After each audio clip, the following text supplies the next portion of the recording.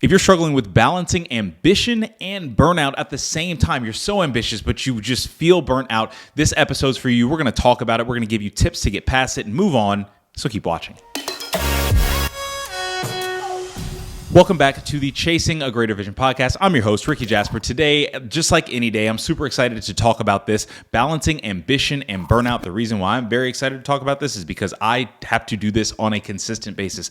I live this. I am a very ambitious person, and I can get burnt out, and it just messes with me. So I figured, hey, what a way to talk about it, just to talk about it and to give you tips that have really helped me. So why does this happen? It happens because we want to do everything, but I'm going to give you the tips at a high level to start it off. Number one, time box and recover. You probably heard me say time box so many times because I think it's so important. It's a hill I will die on. Number two, exercise to boost energy. I'll get into that because you want to exercise that actually boosts your energy instead of just completely depletes you.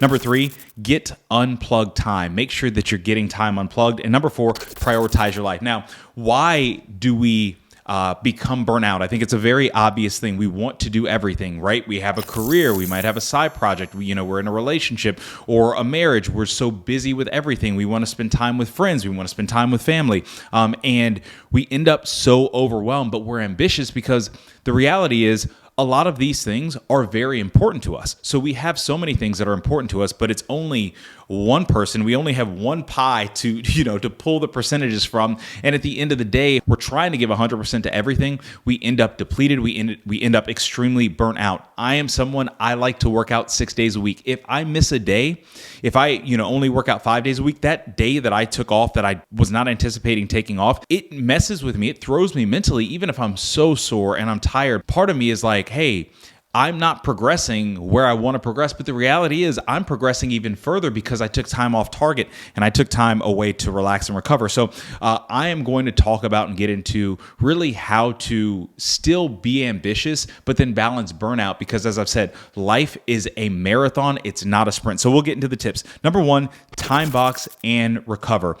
If you're an ambitious person, and I'll speak from experience, I can zero in on a task and I can get so wrapped up on it. I can spend so much time on it and I can forget where I'm at, if I need to eat or whatever. And then I look up and I'm like, wow, I've just done this one thing and I have 1,000 other things that I need to get done. And then I end up burnt out. So this is why time boxing is such an important thing. If you look at my Google Calendar, it looks like a mess because I set up time boxes, so if I have meetings, obviously those are natural time boxes. Then everything else is, hey, it might be 15 minutes here to finish this task, 20 minutes here to finish this task, 30 minutes for a break, whatever it is, because I have to make sure that I'm time boxing in rest so that I can recover.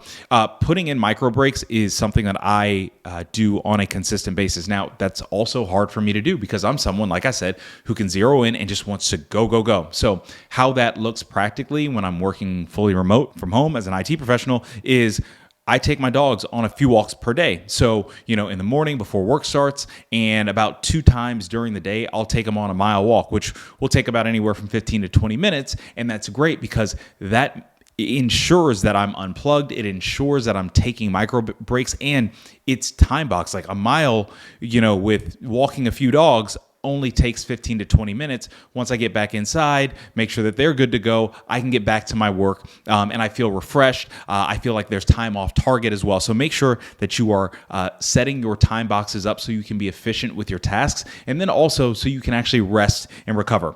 Number two, exercise to boost energy. The reason why I said to boost energy is because I can sometimes exercise to exhaustion, and fitness and exercising for me is something that is another important thing that can add on to the stress of my life at times. If I'm training for something or if I have a big goal, then I end up actually putting more pressure on myself with that thing. So this year, my goal is to run 1,000 miles for the year. Right now, I'm probably a little over 700 or right around that standpoint. I'll end up taking a little break in September, but I'm on target, right? Now, the first few months was a grind because I was like, well, I want to get ahead. I want to basically have it projected out that I'm going to run like 1,200, 1,300 miles because there's going to be a month or two where I'll probably bring the mileage down because of travel, because of trips, because of other things like that. But I actually put so much pressure on myself. So there were times where I didn't feel so good. I ended up, if you watch my vlogs, developing a little bit of Achilles tendonitis because I was doing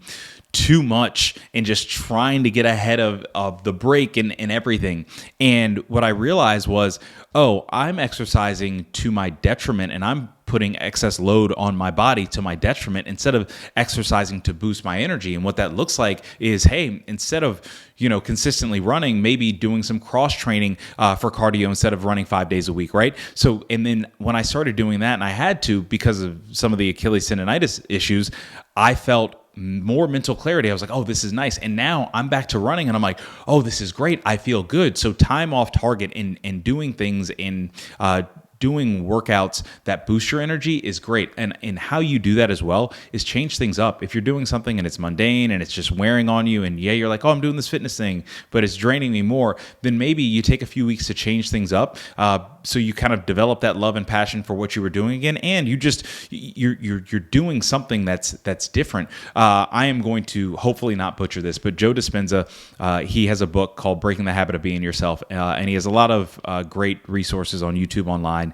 And what he says is, if you consistently put yourself in the same environments, do the same things, do the same habits and everything, but you're expecting different results, that actually from a brain standpoint is never going to work. Nothing is ever really going to change because you're not giving yourself new stimulus. So what changing up your routine does is it makes your brain work and think in different ways, and it opens up new pathways, and it opens up new ways that you see life and opportunities. And so when you exercise to boost your energy, what happens is you actually feel less burnout, because you're like, wow, this is different. This isn't just my normal routine and mundane routine that I feel is weighing me down. I'm actually feeling that much better. So that is why you want to make sure that you are exercising and doing something different from time to time, because that's gas in your tank.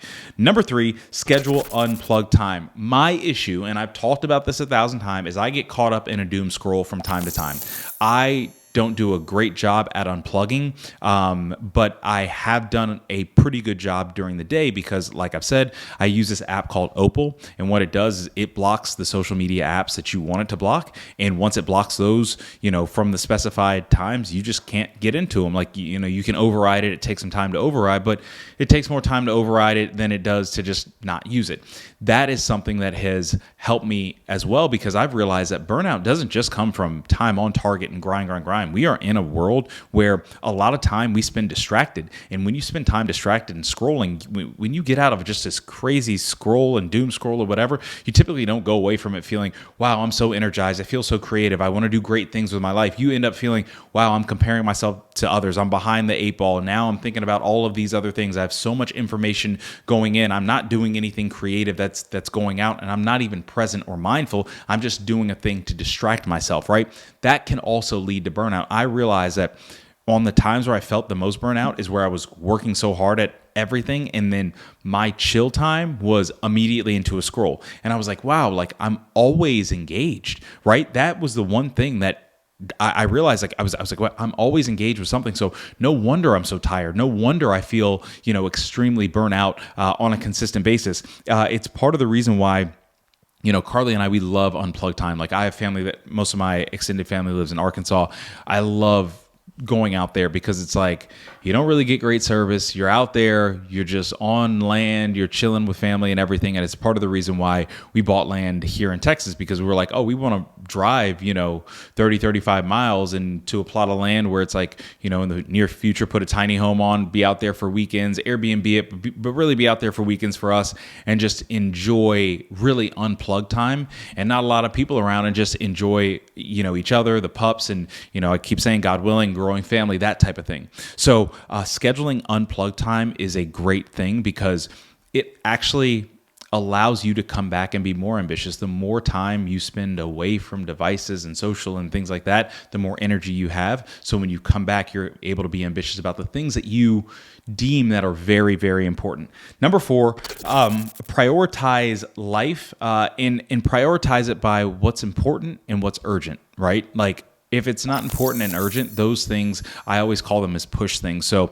I use this little wonderful pad as you see with my podcast notes, but I always have I have my to-do list. I call it my opportunities list because I'm like, okay, from a mental standpoint, if I see it as a to-do list, I'm just going to be like, I have all these things to do. So if I see it as opportunities, then it kind of tricks me into being like, okay, these are opportunities to get better. But neither here nor there. But what I do is I write down all my tasks, and then I look at them, and then I number them from what's important to least important. And then I literally number, if I say I have 20 tasks, I number 1 through 10. I don't number, 10 through 20. I'm like, okay, let me just finish these 1 through 10 things. And they're typically the most important. Now, once I get through 10 through 20, about, midday, I know that sometimes I might not get to 15 to 20. So what I do is on the side of them, I write push. And what that means is this is okay to get pushed to the next day. And so if it's pushed to the next day, I write it on the next page, and then I look at it as the priority for the next day, right? And so sometimes that push can keep getting pushed depending on what it is, but I want to keep track of it. So that's how I prioritize my day. It's by importance, it's by urgency. Now, I can't sit here and prescribe, hey, what's important to you? What's urgent to you? Everybody's different. Everybody has different things. Everybody wants different things. Everybody has different ways that they go about their day. I just know that what's helped me is prioritizing by importance and urgency, and then making sure that the things that aren't as important are still tracked, but they're pushed. What that does is that doesn't make me feel burnt out because I'm like, oh, I have to do everything. That actually turns on that ambitious fire and makes me realize, wow, I can actually spend time and focus on what's important and what I find the most urgent, and not feel bad about pushing something that's not that important. And it goes into, I'm sure I'll talk about it later, really being able to say no to things, but you have power in saying no because that means you're saying yes to something else. So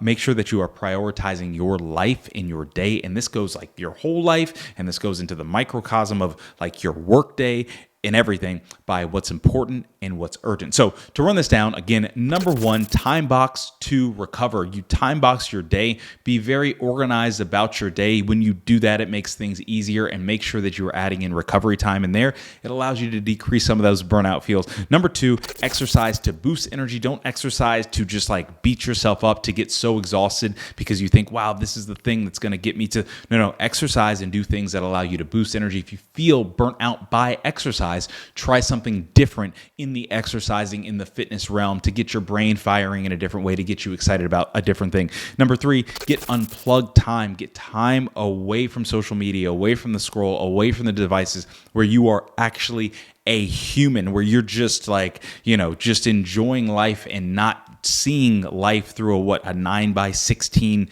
frame of whatever TikTok and Instagram you're scrolling. And number 4, prioritize life in importance and urgency, and don't be afraid to have push items, which are items that you are okay with pushing off to the next day, that you're going to give yourself some grace, that you're not really going to worry about it at all. So I hope that this helped. I was so excited to talk about this because I'm a very ambitious person. I love talking to ambitious people, but I don't think what's talked about enough is the actual and real burnout that happens when you are highly, highly ambitious, and what to do about it, because there's so much content out there that's saying, just go, just grind, work on weekends, don't worry about family, don't worry about friends. Oh, I grinded for 10 years and now I'm here. It's like, okay, well, that's 10 years of your life where you really could have enjoyed, and now you're you might be alone, and I'm so ambitious, and still have to kind of keep that rah up. I don't love it.